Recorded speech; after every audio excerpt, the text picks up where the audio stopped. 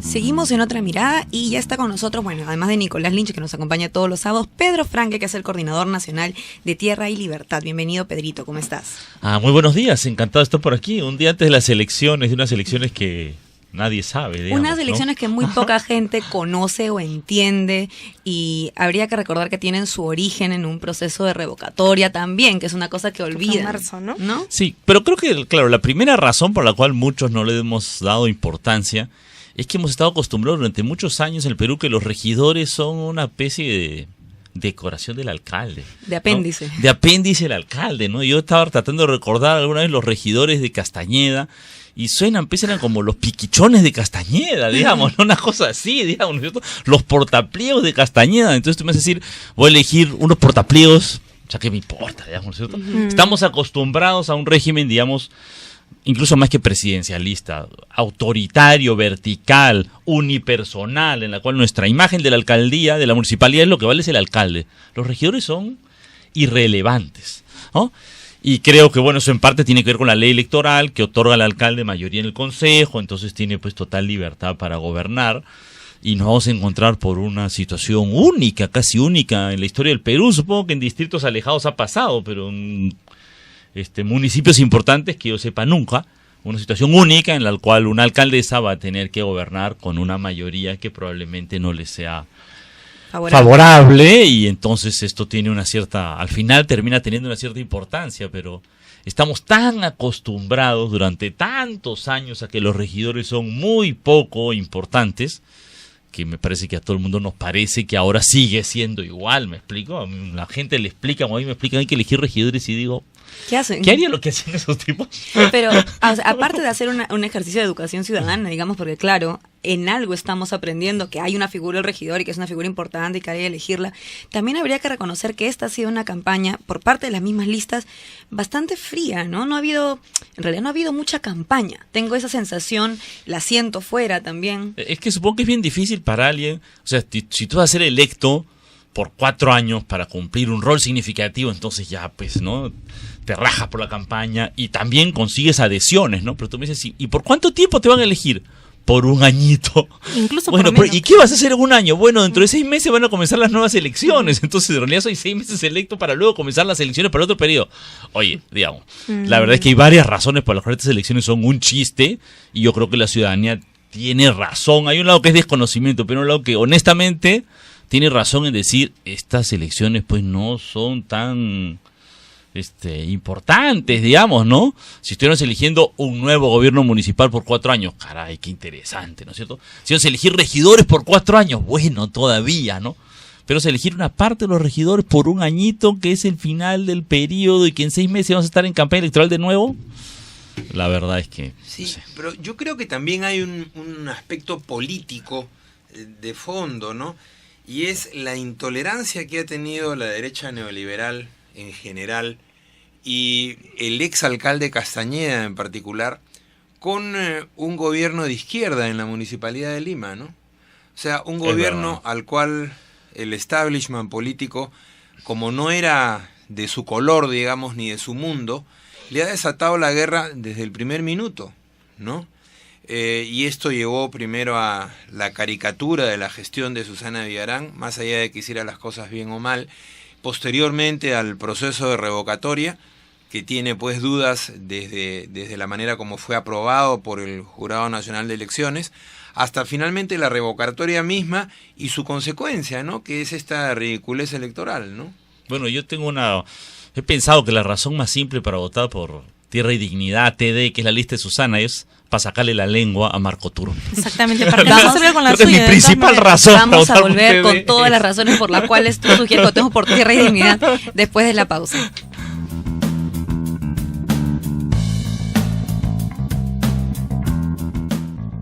Seguimos en Otra Mirada con Pedro Franque y con Nicolás Lynch, y estábamos comentando, Pedrito nos dejó en vilo sobre cuáles eran, según él, las razones para votar por Tierra y Dignidad. A ver, Pedrito, la primera razón que hay que ir a votar, la primera forma para ir a votar es, ¿cómo hay que ir a votar? En contra de los corruptos que nos metieron en esta estupidez. ¿no es cierto?, en esta revocatoria que no tiene sentido y que luego de tirar la piedra esconden la mano, y entonces todos los que promovieron la revocatoria como Castañeda, el APRA, el Fujimorismo ahora no se presentan, o sea que todo lo que querían era sabotear la gestión, y lo primero que no tiene que ser, mi primera reacción es recontra primitiva. Pero el primitivo es, efectivamente, yo quiero sacarle la lengua a Marco Turbio. Ya. Y la forma de darle un mensaje a Marco Turbio es votar por respaldar a Susana Villarán. Me explico, que es la lista de Tierra y Dignidad PD, digamos, ¿no?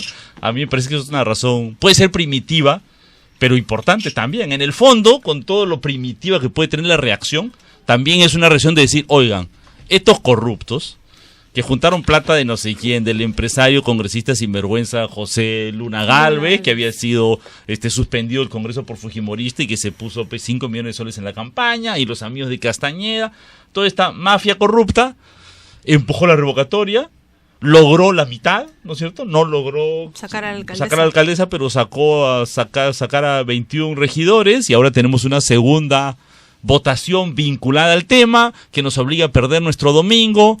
Vamos a rechazar a esta maniobra corrupta que afecta a la ciudadanía, y como la rechazamos, respaldamos a la lista que apoya a Susana Villarán, digamos, esto tratamos de restaurar las condiciones que esta revocatoria ha tratado de destruir. Pero es como tú dices, una razón primitiva, pero en realidad es una razón, digamos, una respuesta, es una reacción válida, creo. La ciudadanía está también un poquito harta, no solo de tener que ir a votar, sino también de haberse bancado todo el proceso de revocatoria, que no ha sido un proceso sencillo, ha sido un proceso complicado. Creo que es una razón válida. Pero si tuviéramos que pensar también en positivo, digamos, ¿no? Porque esa es un poco la idea, ¿no? Pero también, mira, yo creo que un gran tema en el Perú que estamos discutiendo en los últimos 2-3 meses, ¿cuál es? La corrupción.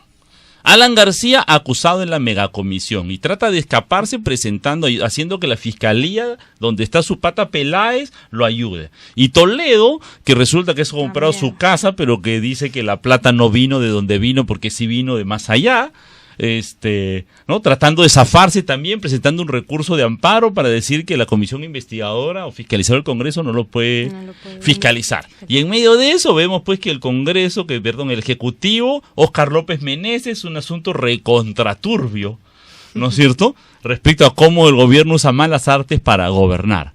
Digo, ¿no hay un espacio para apoyar la decencia? ¿No? La gestión de Susana Villarán, creo que una de las cosas que tiene es una decisión, una gestión transparente, una gestión que no se le puede acusar de corrupta, que se han intentado buscar pretexto Y o Z, ¿no? Pero me parece que está enfrentando mafias como las del transporte, ¿no? Entonces yo creo que el tema de la lucha contra la corrupción es un tema fundamental en el Perú, y es un tema que está, me parece, en juego en esta lucha de la revocatoria y en esta lucha por tratar de mantener la gestión, ¿no? Lo que decía Nicolás, ¿no? Claro, la alcaldesa Susana Villarán ha tenido un ataque feroz desde el primer día del establishment, que incluye efectivamente a Castañeda, porque no le gustó que se descubriera que en Comunicore se habían robado 20 y tantos millones de soles, pero que incluye, por ejemplo, lo que estamos hablando, el grupo del comercio, ¿no es cierto?, que ha estado desde el primer día atacando, aprovechando este monopolio que tienen los medios de comunicación, ¿no? Bueno, digamos, hay en el Perú quien no quiere que las cosas funcionen, quien no quiere que la Municipalidad de Lima sea gobernable, ¿no? Y eso es muy grave, ¿no? Simplemente la apuesta por la ingobernabilidad, ¿no? Yo creo que hay que reaccionar frente a esta apuesta por la ingobernabilidad y hacer que nuestra ciudad sea gobernable por quien fue elegida para gobernarla, ¿no? Tan así de sencillo. Quisiéramos estar discutiendo sobre programas municipales más específicos. Tenemos que discutir sobre lo elemental, ¿no? Y hay que defender lo elemental, ¿no? Que es el manejo democrático del gobierno de la ciudad. Me parece que eso es lo que está en juego, ¿no? Ahora, efectivamente, decía Daisy este tema. A mí también me parece que el otro tema importante es la reforma del transporte. Será porque la sufro todos los días. Como todo. El 60% la apoya de los limeños, ¿no? Efectivamente, me parece que el transporte limeño realmente es desastroso, es caótico.